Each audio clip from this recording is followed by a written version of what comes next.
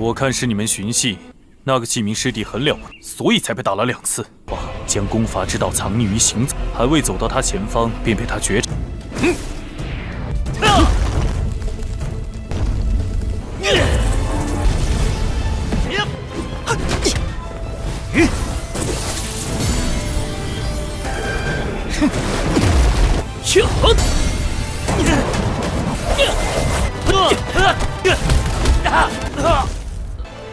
好，可以逼他使出全力。以前是狼居虚国的刺客，让我看看久经沙场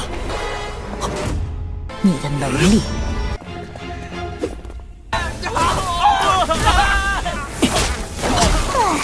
Halo kalian semua, selamat datang di channel Donghua Master. Bagaimana kabar kalian semua? Mimin harap kalian semua baik-baik saja. Dan pada video kali ini kita akan melanjutkan alur cerita dari serial Donghua Tales of Herding Gods episode ke-43. Dan sebelum kita masuk ke cerita terbaru, mari kita sedikit mengingat cerita sebelumnya, yang dimana pada cerita sebelumnya Chimu menyelamatkan neneknya Yushu dari racun yang berada di tubuhnya, yang dengan menggunakan metode jenius yang singkatnya Chimu bisa menyembuhkan neneknya Yushu. Dan setelahnya Chimu mendapatkan penjelasan dari neneknya Yushu mengenai racun tersebut yang berasal dari paman apoteker, dan juga nenek Yushu telah mengenali paman apoteker yang dulunya memiliki julukan sebagai playboy yang juga memiliki wajah yang sangat tampan, membuat nenek Yushu jatuh cinta kepada paman apoteker. Tetapi karena paman apoteker yang identitasnya ketahuan sebagai Jet Potion King membuat ia harus pergi meninggalkan kekasihnya karena paman apoteker tidak ingin menyeret kekasihnya di masalah yang ia miliki. Yang singkatnya juga mereka telah mengetahui siapa orang yang meracuni nenek Yushu, yaitu mantan murid dari paman apoteker yang bernama Fu Yuanqing, atas perintah dari guru besar kekaisaran Yanka yang karena masalah politik, yang untuk mencegah nenek Yushu agar tidak mengganggu sistem reformasi yang sedang dibentuk oleh guru besar kekaisaran Yanka. Yang setelahnya pembelajaran Chimu di akademi juga telah dimulai dengan mereka yang masuk ke dalam Sword Hall, dan itu merupakan inti cerita pada cerita sebelumnya. Dan kalau gitu pun sekarang langsung saja kita masuk ke bagian cerita terbaru. Cerita ini berlanjut dengan pelatihan yang berada di Aula Pedang, yang di sana Master Jian meminta kepada Chimu untuk ikut bersamanya.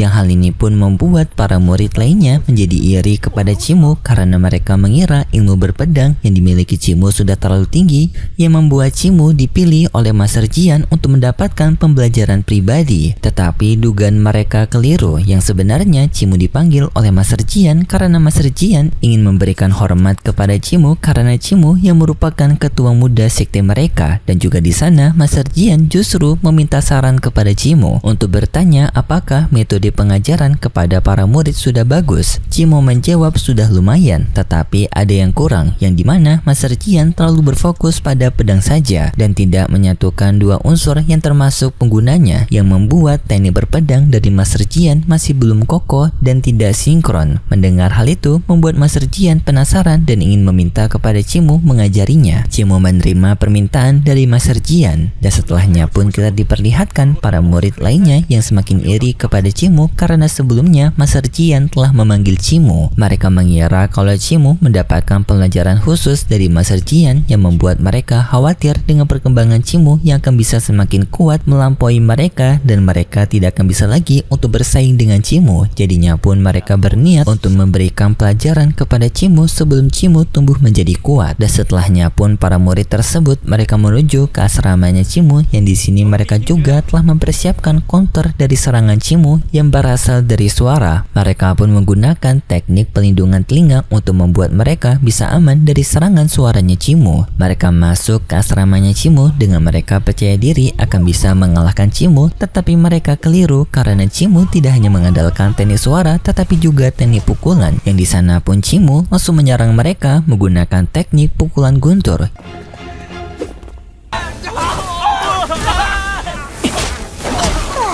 Yang yang membuat para siswa di sana langsung bonyok dihajar Cimu. Yang dalam pertarungan tersebut juga adanya Weiyou bersama dengan Chishu dan juga Shi Weixiang yang ternyata mengawasi pertarungan Cimu, dan mereka dibuat kaget dengan kekuatan Cimu yang dapat melawan para pembuli tersebut. Dan setelah Cimu memenangkan pertarungan itu, Wu Ling'er mengambil harta-harta mereka sebagai harta jarahan. Yang harta-harta tersebut disimpan oleh Wu Ling'er untuk nantinya dijual dan mendapatkan uang. Tetapi orang-orang di sana masih dendam kepada Cimu dan mereka mengancam kepada Cimu bahwasannya 3 senior utama akademi mereka akan segera kembali dari pertempuran, dan jika ketiga senior utama telah kembali maka mereka akan mengadukan Cimu kepada ketiga senior itu untuk menghajar Cimu. Cimu tak peduli dengan perkataan mereka. Cimu melanjutkan perjalanannya, yang di tengah perjalanan Cimu berhadapan dengan seseorang yang tidak ia kenali, tetapi orang ini merupakan salah satu dari 3 senior yang sebelumnya dimaksud oleh para anggota pembulinya Cimu. Di sana Cimu yang melihat senior tersebut, ia merasakan adanya aura yang sangat pekat dari senior ini yang membuat Cimu bisa menilai kalau senior ini memiliki kekuatan yang dahsyat.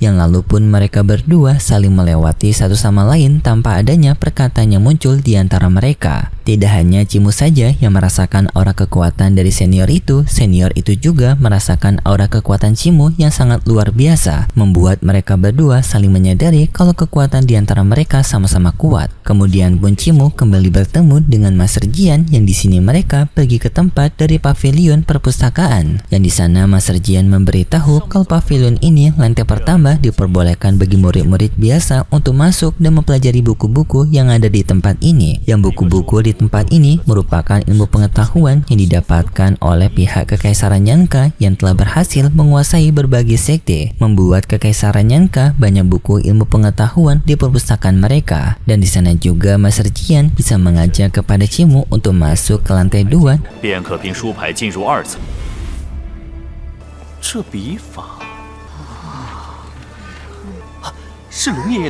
Dengan dampingannya, yang di sana Cimu cukup kaget karena lantai kedua ini adanya karya lukis pemandangan dari Paman Tuli, yang Master Jian mengakui karya lukis dari Paman Tuli memiliki nilai yang tinggi bagi pihak Akademi Taiyue yang para murid disuruh untuk mempelajarinya. Selanjutnya Master Jian menunjukkan sebuah ruangan yang memiliki aura kekuatan bintang dalam bidang astronomi.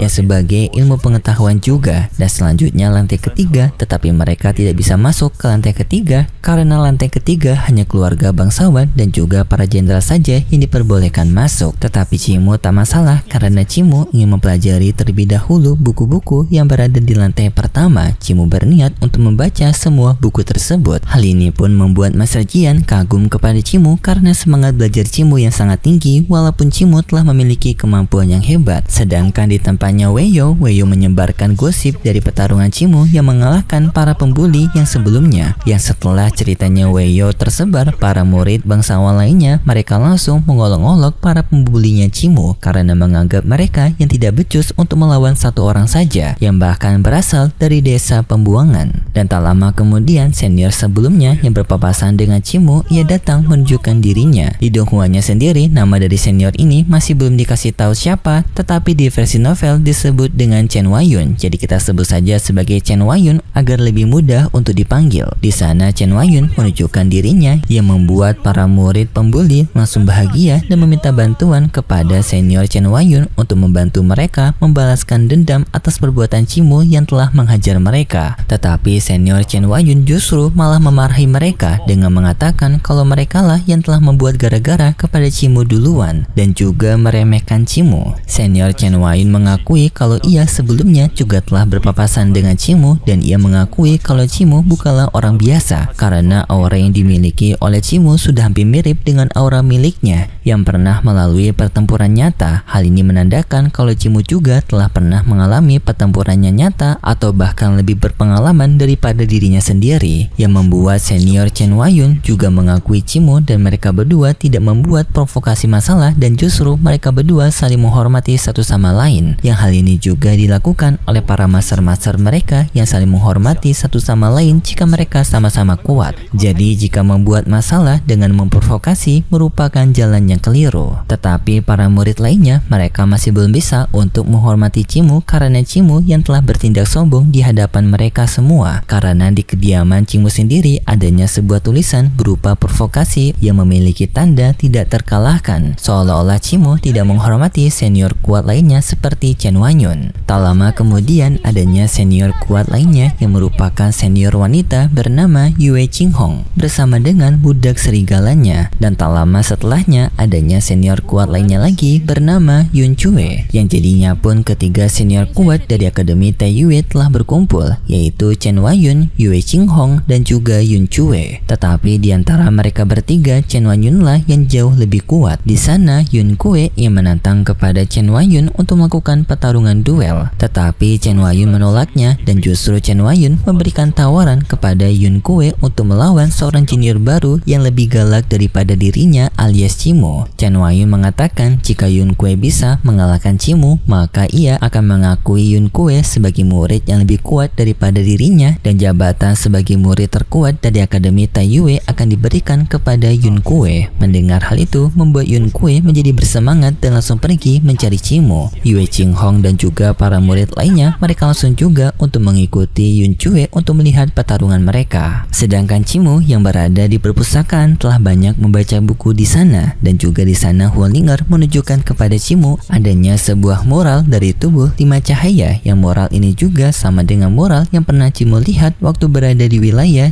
dari altar kuno. Cimu pun penasaran siapa yang telah membuat mural ini, dan Cimu berniat untuk menanyakan hal ini kepada Patriark Tianmo. Setelahnya Cimu berniat untuk kembali ke asramanya beristirahat, tetapi di sana Cimu bertemu dengan Weiyo dan juga si Yuan Xiang. Di sana Weiyo dengan panik memberitahu kepada Cimu bahwasannya 3 senior kuat dari Akademi Taiyue akan mengincar Cimu. Yang Weiyo memberitahu juga yang pertama senior Chen Wanyun merupakan bintang utama dari Akademi Taiyue, dan kedua adanya Yue Qinghong yang merupakan senior kedua terkuat, dan ketiga adanya senior Yun Cue. Yang tak lama kemudian senior Yun Cue telah sampai di tempatnya Cimu, yang ia langsung memberitahu tujuannya adalah untuk membantu Cimu menenangkan Cimu karena ia mendengar bahwasanya Cimu merupakan orang telantar yang galak. Secara bahasa kasarnya senior Yun Cue ingin memberikan pelajaran kepada Cimu agar Cimu menyadari posisinya. Tantangan senior Yun Cue diterima Cimu dengan sangat senang karena Cimu juga beralasan cukup lelah belajar sebelumnya dan ingin dihibur dengan pertarungan. Yang lalu pun pertarungan di antara mereka berdua terjadi, yang mereka berdua saling beradu teknik pukulan naga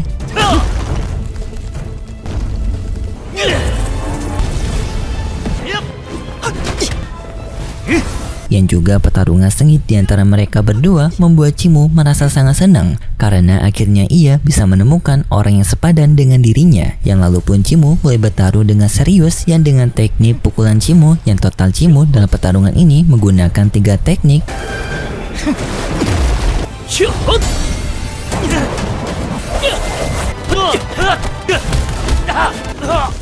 yang pada akhirnya bisa membuat senior Yun Cue kalah. Dan juga setelahnya Huolinger mencoba untuk mendapatkan harta jarahan dari Yun Cue, tetapi Yun Cue tidak memiliki harta yang berharga. Jadinya Huolinger mengambil pakaiannya Yun Cue. Tak lama kemudian Weiyo memberitahu bahwasanya 2 senior kuat lainnya, yaitu Yue Qinghong dan juga Chen Wanyun akan segera datang ke tempat Cimu. Cimu menenangkan Weiyo dengan mengatakan bahwasanya ia tidak akan bisa dikalahkan. Dan di atas pohon ternyata senior Yue Qinghong telah mengawasi Cimu. Ia mengetahui kalau Cimu memang memiliki kemampuan bela diri tingkatan tinggi yang menguasai juga 3 bidang bela diri, yaitu tinju, pedang, dan juga teknik suara. Ya setelahnya pun Yue Qinghong menyuruh kepada babunya untuk menghajar Cimu. Babunya Yue Qinghong menenangkan kepada Cimu bahwasanya ia dulunya merupakan seseorang yang terjun di medan perang dan melewati banyak pertempuran. Menghadapi bocah seperti Cimu bukanlah tantangan bagi dirinya. 以前是狼居虚国的刺客，让我看看你的能力。 Yang setelahnya pun babu Yue Qinghong maju menyerang Cimu, dan Cimu juga menyadari keberadaan dari babunya Yue Qinghong. Tetapi sayangnya setelah itu ceritanya bersambung. Dan seperti biasa, Mimin mengingatkan kalau cerita ini merupakan dongeng fiksi yang hanya bertujuan sebagai penghibur saja, yang berasal dari karangan novel. Dan jika kalian suka dengan video kali ini, bisa beri like serta subscribe. Dan sampai jumpa di video selanjutnya. See ya! 我看是你们寻系那个记名师弟很了不起，所以才被打了2次。哇，将功法之道藏匿于行踪，还未走到他前方，便被他觉察。